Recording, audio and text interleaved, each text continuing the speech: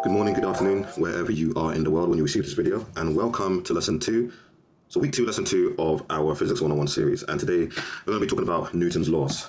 So this lesson is going to be quick, okay? I'm not long in the thing here, it's going to be quick. We're going to be talking about Newton's laws of motion, okay? So here I have a couple of diagrams which I've drawn beforehand in order to help us quickly identify the differences between the first, the second, and the third law of motion.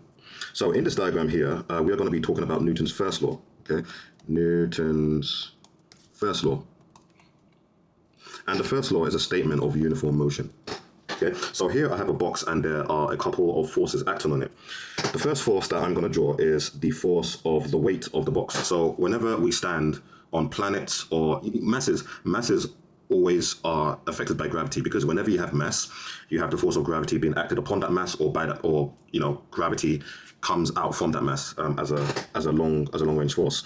So the fact that this box is here on Earth, that mass is being attracted to the mass of the Earth by the force of gravity, and that is simply its weight, which is going to be equal to m multiplied by g. So that is the gravitational acceleration due to the Earth, which is g, and then m, which is the mass of the box, and then that equals the weight. Now, whenever you are in contact with a surface or attempting to be in contact with a surface, there is always going to be equal and opposite reactionary force that basically prevents you from squeezing into the surface into some sort of singularity, okay? So electrostatic repulsion of the surface of the Earth with the box is going to result in a equal and opposite reactionary force. Now, our first equivalent is going to be the fact that the weight of the box is equal to r, okay? If the box is not moving up or down and is stationary, remember stationary is still uniformity. A velocity of 0 is still uniform motion, okay? So all forces balance. All forces are balanced. Now, left to right, we've got two men, same size, same strength. Man number 1 is pushing left to right with a force of F1, and man number 2 is pushing with a force right to left, F2. So our horizontal force balance is literally just going to be F1 is equal to F2, okay? And again, all forces are balanced. All forces are balanced. Because all forces are balanced, all forces are equal and opposite, there is no resultant force. There is no winning force. There is no resultant or winning force, okay? And it's literally as simple as that. That is Newton's first law in a nutshell. Some people call it the law of inertia, where inertia talks about the difficulty or how difficult it is to move an object to affect change in motion of an object. But if we just think of Newton's first law as simply the law of uniform motion, if you are acted on by a bunch of forces, up, down, left, right, backwards, forwards, and the backwards, forwards, the up, down, the left, right forces are all equal and opposite, you will not accelerate. In fact, when there is no resultant force, there is no acceleration. And that actually is the key idea behind uniform motion. If you accelerate, you are not moving uniformly. If you don't accelerate and you are moving at a constant velocity, whether that's 0 or some figure of velocity, you are moving at uniform motion. By the way, notice how I'm not using speed. I'm not using the word speed, because you may be moving at constant speed, but the moment you change direction, you have essentially accelerated. This is why we must try to stick with the velocity versions of some of these quantities. Now, the second law is Newton's second law, which is the one you will be exposed to the most when dealing with physics. Newton's second law talks about, okay, what happens if there is a winning force? What happens if there is acceleration? What happens if there is a resultant force? So Newton's second law can be described using one simple expression, and that is acceleration equals F over m. Okay? So if you apply a resultant force, if there is a winning force on an object which has mass, clearly, that object will accelerate in the direction of the winning force. So again, we have a box. The box has the same mass, but this time I've replaced one of the people with a big person, some giant. Okay?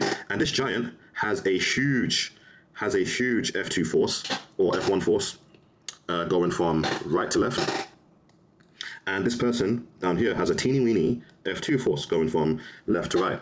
Now we again assume that the forces up and down are balanced. So the weight of the box is equal and opposite to the reaction force of the box to stop it from being crushed into the ground. So we don't need to worry about vertical forces. It's the horizontal forces that we know that are unbalanced. Okay, so we tell ourselves that F1 is bigger. F1 is bigger than F2. Therefore, there is a resultant. There is a resultant force in the F2 direction. So that means this entire box, okay, this entire box is going to accelerate. That's a mistake. So F1 is bigger than F2, and there is going to be an acceleration in the F1 direction. So the entire box is going to accelerate in the direction of the application of the F1 force. So Newton's first law is a statement of uniform motion. If there are no willing forces, if there is no resultant force, there is going to be no acceleration of any mass, and therefore that mass, whatever the mass is either going to remain stationary, zero velocity, or is going to be at a uniform velocity, whether that's 10, 50, 100, 1,000. Newton's second law says, okay, what happens if I do apply a resultant force? What happens if the forces are unbalanced on that mass? Well, the result is I'm going to get an acceleration in the direction of that resultant force. Newton's third law is the hardest one to understand for many people, but I'm going to make it very easy. Newton's third law is just a statement of force pairs. Okay, Newton's third law says that forces come in pairs. I'm not going to do the whole nonsense. Oh, if object A acts a force on object B, then B, whatever. Forces come in pairs. That's what you need to know, right? Forces come in pairs. Okay, it's just that each force in that pair acts on a different object. Okay, each force in that pair acts on a different object. So this is how we now start talking about if force A exerts a force on object B, then object B exerts an equal but opposite force on object A. That's where we start talking about this. So I got two situations. I've got a man in a box. Now the box is lighter, right? So what I've written here, I've written an expression which says that the mass of the box is lighter than the mass of the man. Okay. Now the man is going to push. The man is going to push with a force A. Okay. The box, feeling the force on it, is going to exert an equal and opposite force on the man's hands, and that force is literally just going to be force B. Excuse my writing, right? Now, if you notice, the force B is coming from the box but acting on the man. The force A is coming from the man but acting on the box. So how do things move if things are equal and opposite? Well, it's all about the mass. Remember Newton's second law? Acceleration is equal to a resultant force divided by the mass. Okay? If the mass of the box is probably going to be much smaller than the man. Okay, let's just assume he's moving and he's got a box full of pillows. Okay, he exerts maybe 100 newtons on a box that has only a weight of 1 kilogram. The box is going to be the one moving and not the man, simply because the box has a very low mass. If we look at the expression, we've got force divided by mass. The smaller the mass, the larger the acceleration. A better example would be the Earth. We walk on the Earth, right? When we walk on the Earth, we dig our feet. So we are exerting a force A on the Earth, but the Earth in return exerts a force B on us due to Newton's third law. Okay, why do we move and the Earth doesn't?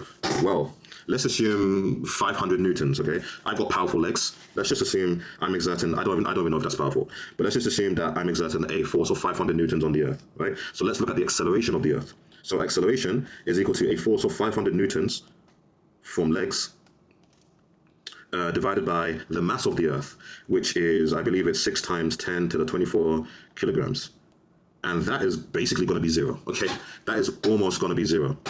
And think about all the billions of people walking all over the Earth. So all of these accelerations, because acceleration is a vector, is going to cancel out. So even if it wasn't zero, the Earth is still not going to move because all the accelerations from every part of the Earth are going to be canceling each other out. But let's look at us. Let's look at us, our acceleration, so my acceleration. So if 500 newtons from Earth, because of Newton's third law, 500 newtons from Earth, forgot the units here, divided by my mass, which is on average 95 kilos.